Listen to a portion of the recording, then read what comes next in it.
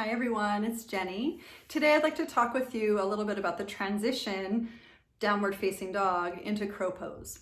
Now when I first started practicing this, I thought it was impossible. And I'm here to tell you that it is possible. It's just going to take a little bit of time. So one thing that I can recommend is finding a nice solid downward facing dog first and just really feeling the lift of the core. Practicing in downward dog, a nice solid protraction from the shoulders to prepare your shoulder girdle for any hopping forward that we're going to be practicing here, moving in. And also, as always, your foundation of your hands, super important, pushing the fingertips into the floor to make sure that you're safe the whole time. So you want to be able to use your fingertips as brakes, okay? Next thing is to make sure that you have a solid crow pose. So again, refer back to any of the videos that I posted about crow pose and really build your strength there. Having a solid crow pose is kind of key to a lot of these postures as well as a lot of these transitions that we move into in subsequent stages of the physical practice.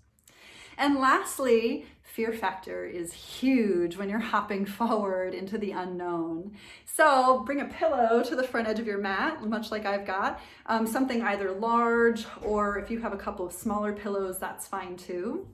But we're going to move into downward facing dog and just start to feel kind of that protraction of the shoulders first. And we're going to hop forward into a yogi squat a couple of times and hop back to downward dog just to kind of prepare the body for that action. And then we'll take a few hops into your crow pose and see how that goes. So let's head on over to the mat. Starting in your downward facing dog. And as always, opening up those fingers really far apart from each other. Practice pushing into the shoulders or pushing from the shoulders, protracting from the upper back, driving the belly in.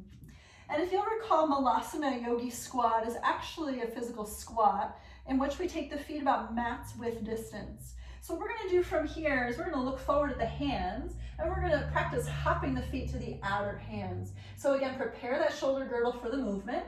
You can walk your feet up a little bit just for fun, bending into the knees, and then practice hopping forward, landing into your squat, and then we'll practice hopping back into downward dog. So protract from the shoulders and then land back into your downward dog.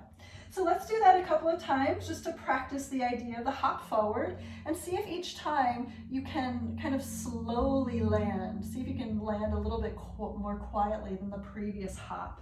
So just taking a few hops forward into your squat and a hops up and back into your downward dog.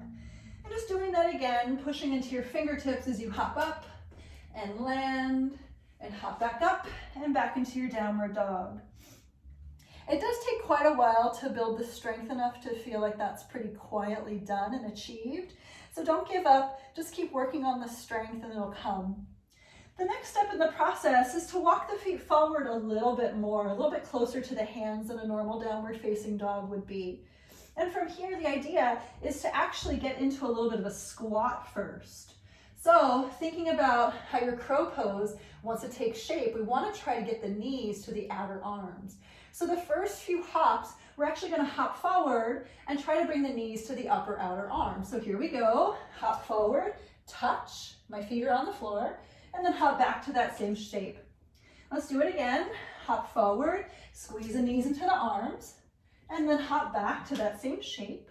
One more time, just to try to build the muscle memory around it. Hop forward, drive the knees into the arms, and then hop on back. Good, so get into your downward dog, paddle it out. I always recommend stretching out the wrists. I like to flip over one hand here. You can also come down to your table pose and flip over one hand. Just give it a quick stretch.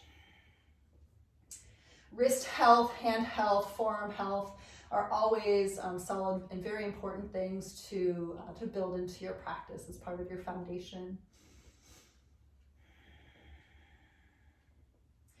Good, so the next thing we're going to do is we're going to try to pull it all together. So we're going to take that shape and we're going to hop forward and see if we can keep the feet away from the ground. Now the one thing that I want to have you do is as you hop forward, and the second you notice that your knees are anywhere near close to the arms, I want you to squeeze the knees into the arms, squeeze everything in and really protract from the shoulders as you drive the belly inside. And just practice that a number of times.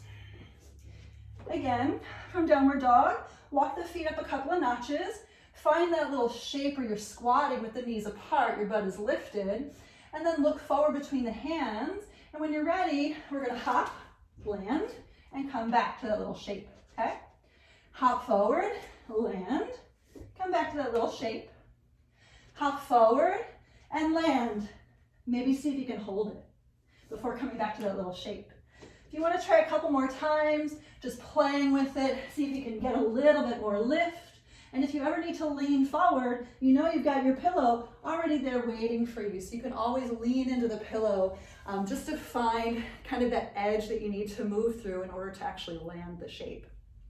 So thanks everybody so much for joining me today. It's always really fun to take these transitions and let it be fun.